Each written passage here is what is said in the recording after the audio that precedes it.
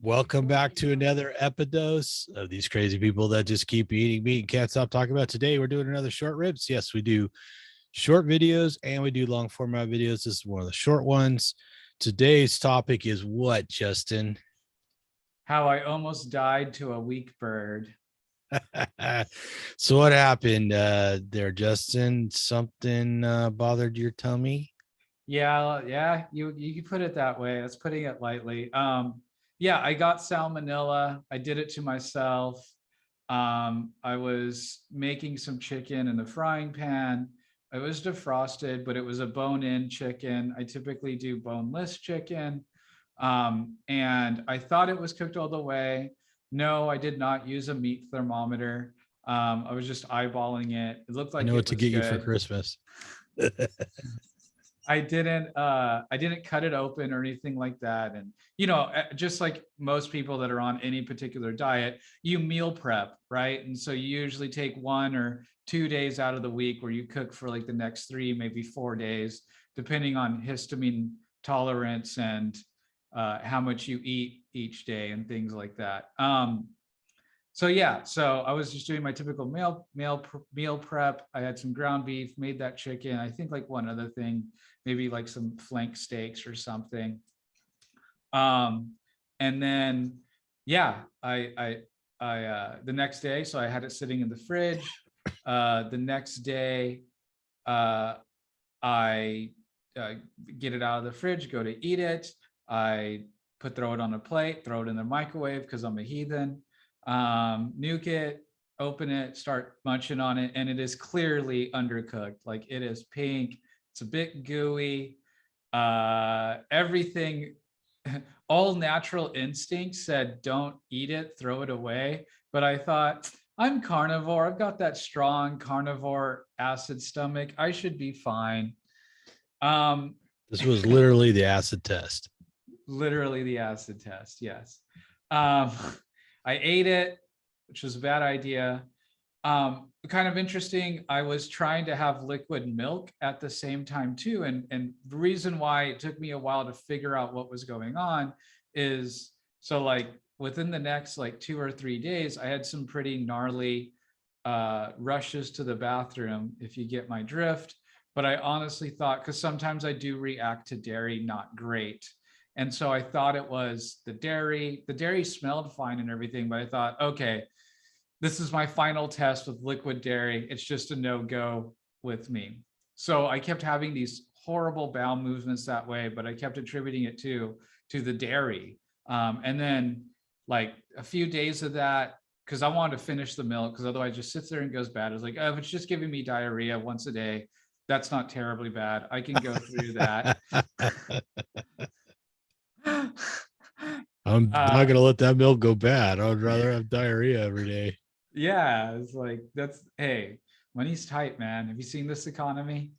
Um don't even go there, Tom. I know your next statement. Great. And so but then I stopped the milk and I kept having the diarrhea and I was like, what in the hell's going on then?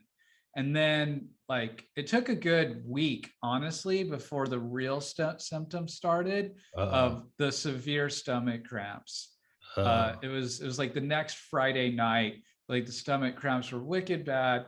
I was on the toilet and I was like, oh, I'm not good. In the middle of the night, ended up having to get up and go. And that Saturday, I had fever and chills, which was sucks. I think that was like stomach pains I can deal with. A little bit of fatigue I can deal with. Running to the bathroom I can kind of deal with. But when it comes to fever and chills, ooh, that's rough. I really don't like that. And so, yeah, fever and chills, that's when I knew, okay, I'm very sick. I done goofed basically at that point. I'm like, okay, I have fever and chills. This sucks. I don't want to eat. I can't eat. I'll just stay hydrated. I've got magnesium and salt. I'll just do that. Watch things on TV, Netflix, whatever, YouTube, all that stuff. So that was Saturday. Sunday, the fever and chills went away, but still being on the toilet pretty much all day and all night, every hour, if not every like 45 minutes, basically. And then stomach pain. So Monday, I couldn't work because I was like, my stomach hurts too bad and I'm still having to rush to the toilet. I think I finally went back to work for like a half day on Tuesday. So yeah, the whole thing took me a good 4 or 5 days to get over. Now on Sunday, I did contact a carnivore friend that's also a doctor, Quality Carnivore. Shout out to you. And I told her, and she just said, stay hydrated and don't worry about eating. I did like a 56-hour fast, roughly from the time I stopped eating to the time I was able to even eat like 3/4 pound of ground beef, and then slowly being able to eat again after that. I think I did OMAD like the rest of that week, and it's taken me a while to build up to 2 meals a day again. I lost 4 pounds somewhere. So I don't know if it was 4 pounds of fat, 4 pounds of what, 4 pounds of water stuff. I do feel leaner, you know. Workouts, I feel like I haven't lost any strength. I feel just as strong, you know, which I feel like is pretty nice. But yeah, not a fun experience. I'm glad I didn't have to go see a conventional doctor. I'm glad I didn't have to go get antibiotics. I was able to just stick it out like a man. But I have since bought a thermometer for myself and a thermometer for my meat. So I am going to be more careful. Things around here are getting a little more on the well done side because I am kind of raw food, raw meat shy at the moment, you know? Can't imagine. So, so it'll be that way for a little bit, especially when it comes to chicken. I'm like, doing it like 5 minutes past overdone pretty much. And I'm throwing it now either in the Instapot or the air fryer. So it's like, it's timed, just following directions. It's good to go. So how much of this chicken did you eat? Of the part that was really bad, I think just one whole thigh or whatever it was, chicken thigh. I think, I don't really remember. If it was, I mean, yeah, I don't remember what happened to the rest of the chicken. I think it was just that one that was bad. I think I ate the rest of the chicken, but it wasn't bad. Like that specific one was crazy gooey and stuff. At least that's what I remember. I know I did not eat 2 or 3 chicken thighs that were gooey and pink on the inside. I know I did not do that. I know it was one for sure. Yeah. Interesting. So yeah, I feel like getting salmonella while carnivore was a lot easier than compared to like standard American or paleo or any other kind of diet. And my guess is that makes you're already kind of used to fasting a little bit. And so you don't feel like you're missing nutrients and things like that. You typically stay hydrated on the carnivore diet. I think we typically drink a bit more water than the average person, if not for any reason that we're not also drinking tea and soda and juice or vegetable juices. So we're pretty much only drinking water. And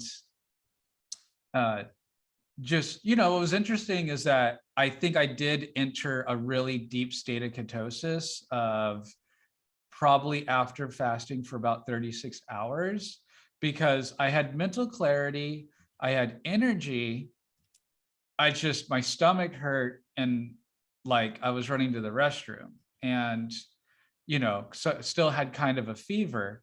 And so mentally and energy wise, I was fine. I felt like I could do stuff.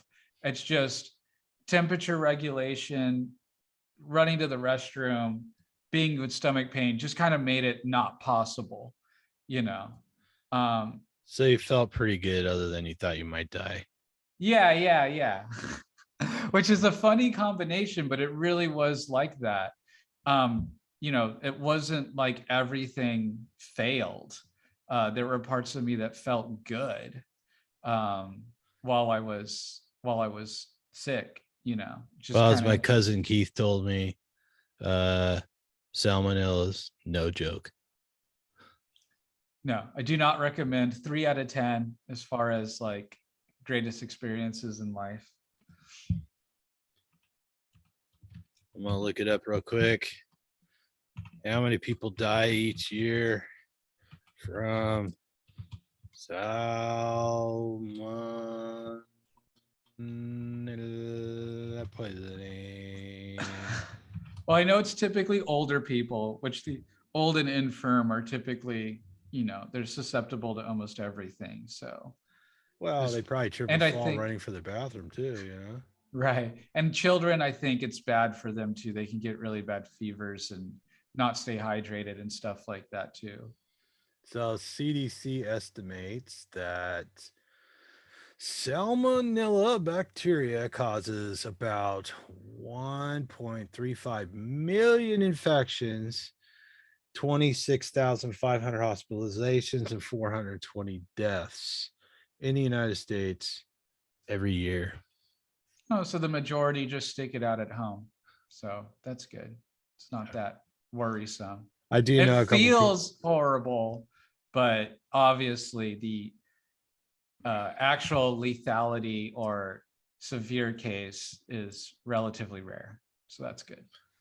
Yeah, and after our video with Asa eating rabid squirrels and stuff and Giardia laden water, just thought we might follow it up with a little cautionary tale. That undercooked chicken or that rice that's been sitting in the cooker too long, or that what's that herb? The oh man, what's that herb that's always coming up contaminated? Cilantro? Cilantro, Yeah. cilantro, yeah. So, anyways, folks, salmonella's no joke. Justin survived it. Maybe his better nutrition helped him along there. We can only hope. But anyways, be careful.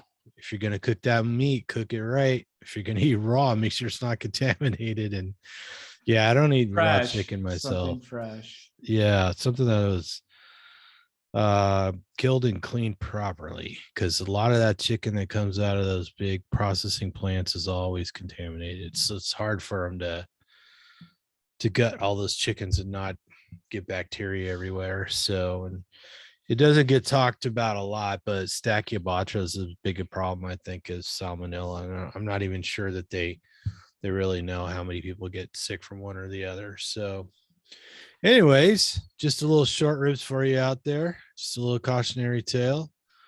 Careful with that meat, especially if you're chomping into it and you realize it's not cooked all the way through. It might be time to stop.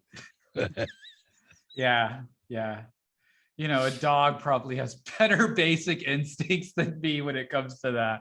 Yeah, dog probably been sounds all right. All right. Well, we appreciate everybody watching. And again, this is one of our short episodes, nice and short. We talk about a nice, concise little topic, something in a little different from our other format, which is long format. It's usually over an hour, where we really get into something or have a long interview, really get into an article, maybe a study. So until next time, eat some meat, feel better, and whatever you do, Don't fall down the carbohydrate